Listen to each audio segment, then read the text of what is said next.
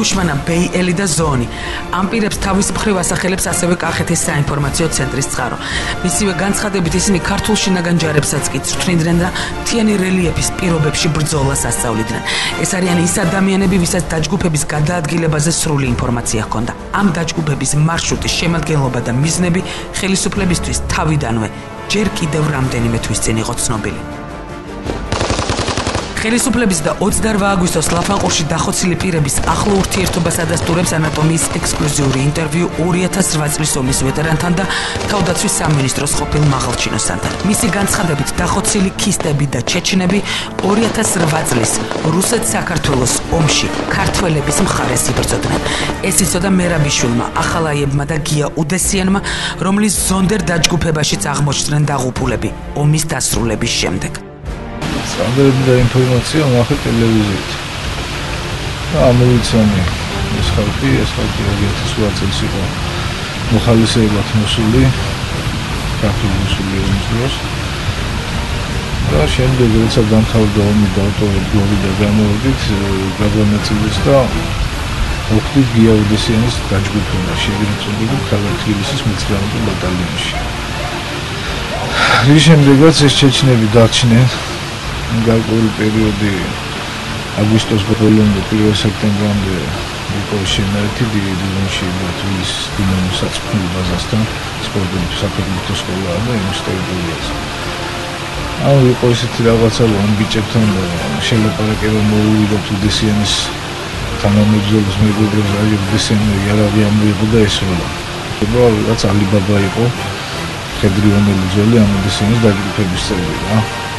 ამ ალიბაბას ესროლა რომ ისინი ჩემი ძმები არიან და ანუ დავიდა ეს პერიოდი დავიშალეთ და ეს ხალხი დარჩა უდესიანთან ეს ჩეჩნები. ეთნიკური ქისტები, ეთნიკური ჩეჩნები. ასლან მარგოშვილი, ფანტარაშვილი, ბაგაკაშვილი და ესე ყველა იყვნენ უდესიანის შეფობის ქვეშ 2008 წლიდან. ამ ჯგუფში შედიან ძირითადად ხედრიონელები, კილერები, წამრთნელები, გადამრთნელები და ეს კატეგორიის ხალხი კრიმინალები, რომელიც არის ზონდერ ჯგუფები, მთლიანი საქართველოს მასშტაბით, რომლებიც ატერორებენ. ამომრჩეველი იქნება, ეს ბიზნესმენი იქნება, ზედმეტი ხმის ამოღები იქნება თუ ვინც ნაციონალური მოძრაობის წინააღმდეგ არის, ყველას ატერორებენ.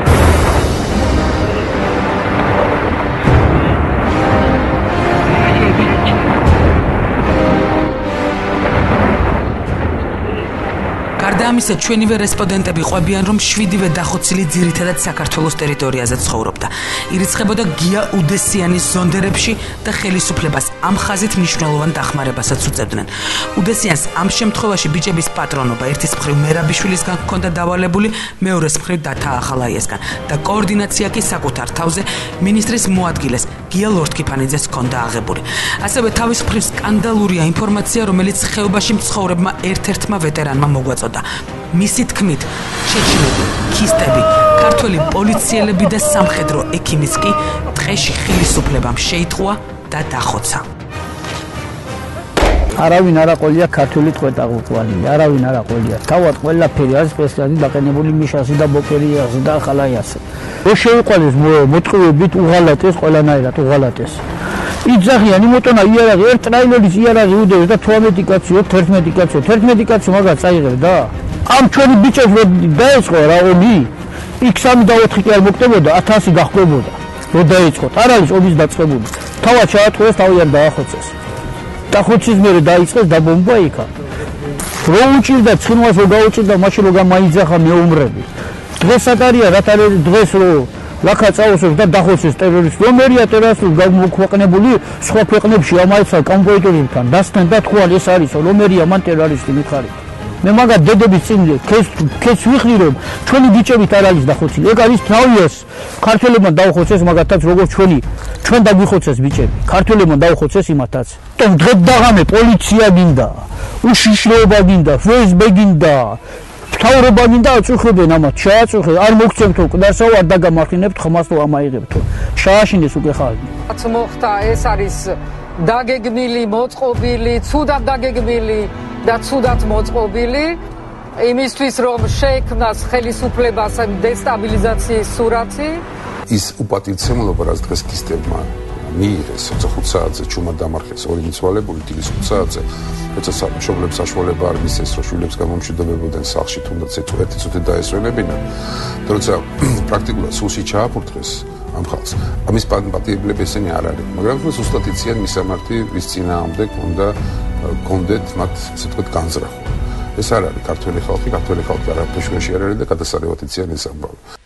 რატომ შეიძლება სააკაშვილის მთავრობას მათივე მხარდამჭერები ქართულ ჯართან ერთად რუსეთ-საქართველოს ომში მებრძოლი ქისტები და ჩეჩნები ამოეხოცა? შინაგან საქმეთა სამინისტროს თანამშრომლები ჩვენთან პირად საუბარში ანატომიის წყაროების მიერ მოწოდებულ მოვლენათა განვითარების თანმიმდევრობას ეთანხმებიან და ამბობენ, რომ დაღესტანში 28 აგვისტოს კრიტიკულ სიტუაციამდე დაძაბული მდგომარეობის გამო სააკაშვილმა მიიღო ბრძანება რუსეთიდან არ გაეტარებინა ვაჰაბიტები, რომლებიც დაღესტანში სავარაუდოდ ხასავიურტის მიმართულებით მოძრაობდნენ და ვისაც ამ გადაადგილებაზე თანხმობა საქართველოს ხელისუფლების მხრიდან ჰქონდა. ეს რუსეთის სპეცსამსახურებმა იცოდნენ. შეთანხმება ჩვენივე ინფორმაციით სააკაშვილის ბიძის თემურ ალასანიას და რუსეთის ფედერაციის უშიშროების საბჭოს მდივნის ნიკოლაი პატრუშევის დონეზე მოხდა. სააკაშვილი დათანხმდა რუსული მითითებით სპეცოპერაციის ქართულად ჩადარებას. მით უმეტეს, რომ ის ამ შემთხვევაში საქართველოს ტერიტორიაზე ტერორისტების აღმოჩენით შეშფოთებული დასავლეთის აქტიურ მხარდაჭერას ელოდებოდა, რაც საქართველოს ბიუჯეტზე ციფრებში აისახებოდა და რაც სააკაშვილის ხელისუფლებისთვის არჩევნების წინ გადამწყვეტი მნიშვნელობისაა. მეორეს მხრივ, სააკაშვილი რუსეთის ხელისუფლებასთან, რომელიც მასვე უნდობლობას უცხადებს, პოლიტიკური ნდობის მოპოვებას შეეცდებოდა. მესამე, რუსეთის შეცვლიდა სამხედრო წვრთნების კავკასია 2012-ის საზღვრებს და ეს ნაციონალურ ხელისუფლებას საზოგადოებაში დამატებითი ხმების მოპოვების შესაძლებლობას მისცემდა. მაგრამ არ უნდა გამოგრჩეს, რომ სააკაშვილმა მედვედევს ჯერ კიდევ 2008 წელს პირადი წერილით მისცა გარანტია სამხრეთ ოსეთში და აფხაზეთში ცეცხლის არ გახსნის და ძალის გამოუყენებლობის შესახებ. შესაბამისად, ფედერაციისთვის საქართველოს საზღვრის ამ ნაწილთან სადაო აღარაფერი აქვს. ის ქვეყნის ამ ნაწილში უკონკურენტო ოკუპანტია. პუტინის რუსეთი უკვე ჩრდილოეთ კავკასიაში გავლენის გაძლიერებას და არსებული შენარჩუნებაზე ზრუნავს. მით უმეტეს, რომ კარზე პოლიტიკურ მსოფლიოს ამერიკის შეერთებული შტატების საპრეზიდენტო არჩევნები მოადგა.